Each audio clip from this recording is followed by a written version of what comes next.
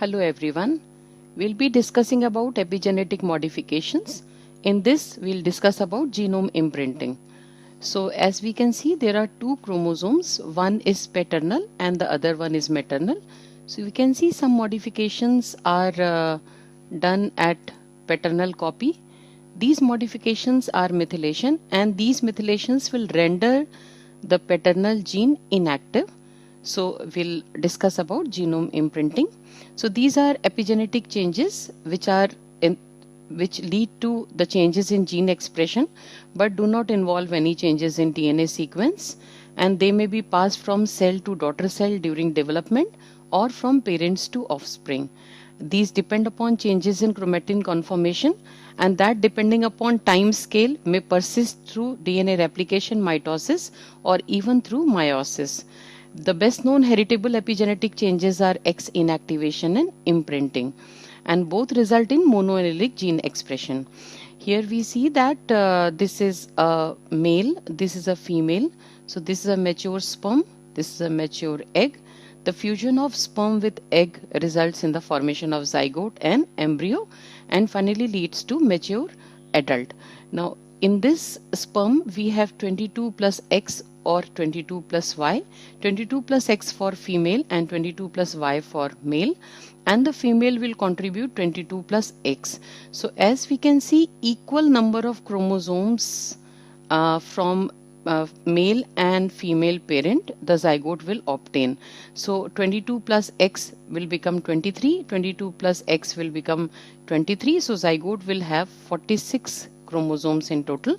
So half of the set will come from father and half of the set will come from mother. So for each chromosome we have two copy. The one which comes from father is known as paternal, and one that comes from mother is known as maternal. So both copies are functional for majority of these genes. However, in small subsets, one copy is turned off in a parent of origin dependent manner. So these genes are called imprinted because one copy of the gene was epigenetically marked or imprinted in either the egg or the sperm. Thus the allelic expression of an imprinted gene depends upon whether it resided in a male or female the previous generation. So these imprint patterns are heritable, and we inherit a particular pattern from our parent. So if the gene is maternally imprinted, it will remain maternally imprinted in all the next generations. But imprinted expression can vary between tissues, developmental stages and species, that we will discuss in the subsequent slides.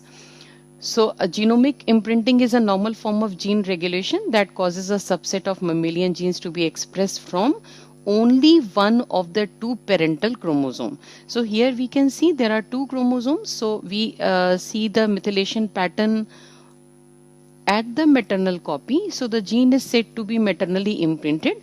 So in this case, since this is methylated, so this will be not active. This will not transcribe. So this will not be active copy, and the one which is demethylated, so in this case this paternal copy is demethylated, so it will be active gene. So the function will come from the paternal gene, and the gene is said to be maternally imprinted. Now in this case we can see the methylation pattern is present on paternal copy of the chromosome. So this gene will become inactive and only the transcription will occur from maternal copy. So this gene is said to be paternally imprinted. So this means that maternal and paternal genomes are not functionally equivalent, and this is the reason why because we require both maternal and paternal genome for normal mammalian development. Genomic imprinting has also been observed in plants. So epigenetics show that gene expression undergoes changes more complex and modifications in the DNA sequence, and it includes environmental influences on the gamete before conception. This environmental influence is gaining more and more importance with the onset of many diseases which involve the changes in methylation patterns. And we have discussed that we inherit two alleles, one from father, another one from mother, and both are functional for majority of the genes, but sometimes one is turned off or stamped, or we can call that as imprinted, and doesn't show in offspring. That gene is imprinted. Imprinting means that the gene is silenced and the gene from other parent is expressed. The mechanism for imprinting are still incompletely defined, but they involve epigenetic modifications that are erased and then reset during the creation of eggs and sperms. This we will discuss in the subsequent slide. And genomic imprinting is a process of silencing genes through DNA methylation. The repressed allele is methylated. We saw in the previous diagram also, the repressed allele is methylated and the active one is demethylated. The most well-known condition include Prader-Willi syndrome and Angelman syndrome. We'll discuss that. Now, expression of these genes is variable depending on which parent the gene comes from. In this way, active gene is preferentially transmitted from one parent over the other. So, this is very important because whatever gene is transmitted, if it is paternally imprinted, it will remain paternally imprinted. If it is maternally imprinted, it will remain maternally imprinted in all the offsprings. Imprinting does not occur on every chromosome. This is very important. Only 9 chromosomes are known to have regions of genes that are imprinted. Imprinting occurs by the pattern of methylation, meaning the copy of the gene to be inactivated is coated with methyl groups. This takes place before fertilization in the egg and sperm cells. The methylation prevents that gene from being expressed. So, methylated gene will become imprinted or will become silent. DNA methylation is a key epigenetic signature which is implicated in regulation of gene expression that occurs predominantly within the CpG dinucleotide. CpG dinucleotides also we discuss in the DNA methylation lecture.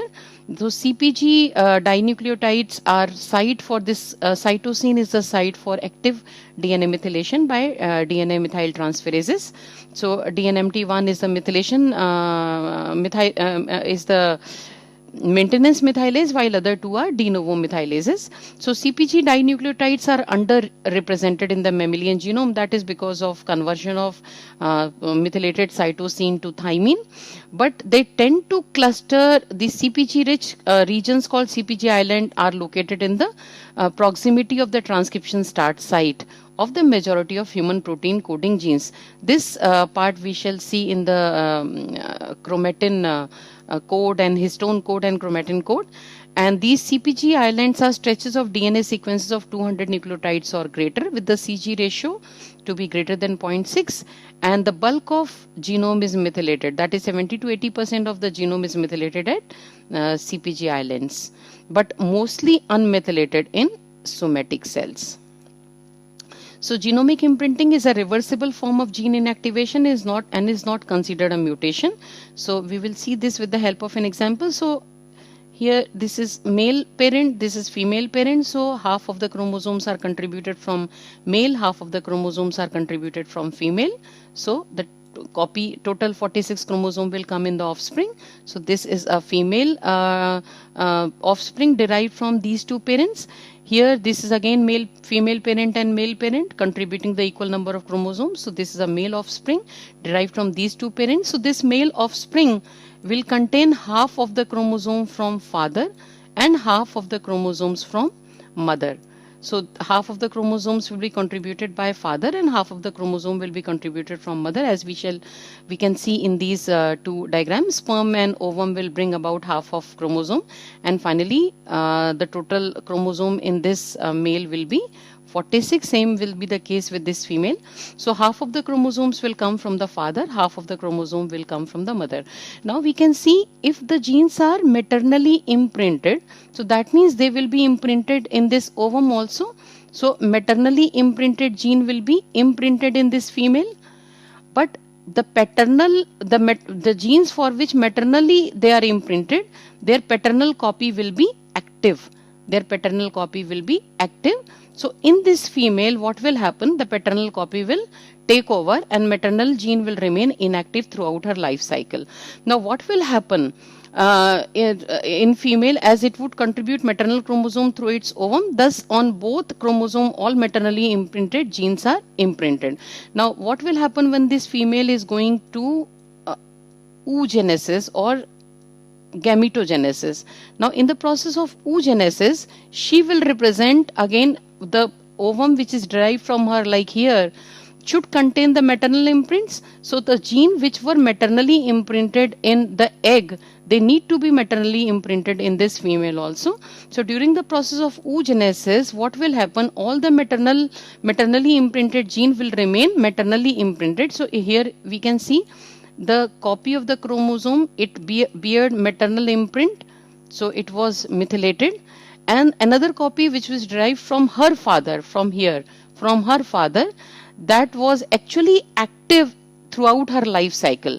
But when she is going for oogenesis, this copy will also be imprinted, because finally when this ovum is going to participate in the process of fertilization, it has to has the maternal imprint. So both the copies, either derived from her mother or derived from her father, they will finally bear maternal imprints and they will be methylated. Now same will be the case with this male. He also contains two equal chromosomes which are contributed from his mother and his father. So in this case, what will happen? If he will also have the maternally imprinted gene from his mother. So his maternal copy, as it will contain maternally imprinted gene, so that will remain silent, but the paternal copy will be active. But here also paternal copy we can see is active. Here also we see paternal copy is active. So when this male will be undergoing the process of spermatogenesis, so what will happen? He also has two copies of the chromosome, one derived from mother, one derived from father. So this maternal copy actually was imprinted and this paternal copy was actually active. But during the process of spermatogenesis, because it has to bear male specific imprint, so male specific imprint were what? They were active gene without any imprint, without any methylation. So both the copies will be demethylated. They will be active copies. So in the next generation, whatever copies will come from the father, which are for the genes which are maternally imprinted, they will be active in all the sperms. Okay, and whatever genes were maternally imprinted, they will remain maternally imprinted in all the ovums. All ovum will be maternally imprinted for maternal imprinting genes, and all the genes which are maternally imprinted will be active in the father and vice versa. So whatever genes were paternally imprinted, they will remain paternally imprinted in all sperms.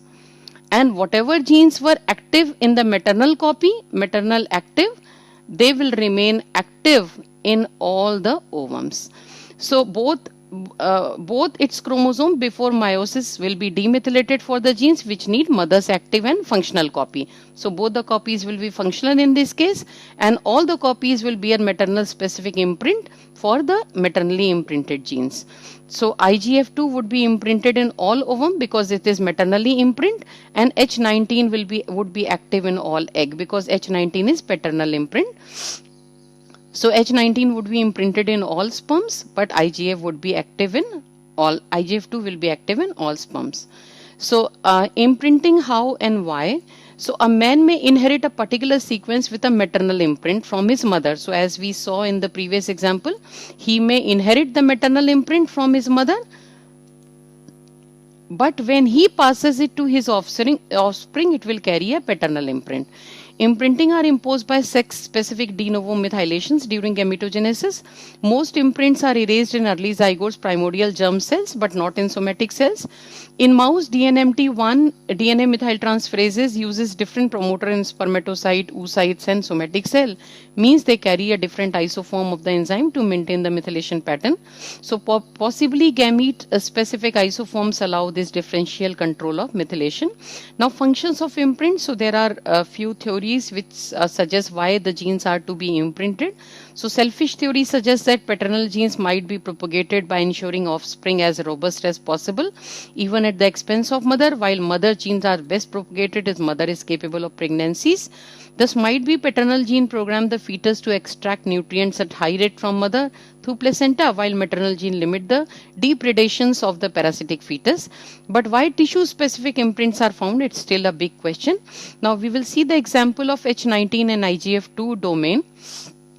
So in this case, we can see this is IGF2 and this is H19. So IGF2 is supposed to be maternally imprinted gene, which is actually then H19 is the active copy of on the maternal chromosome, while in paternal gene IGF2 is supposed to be active and H19 is actually inactive gene.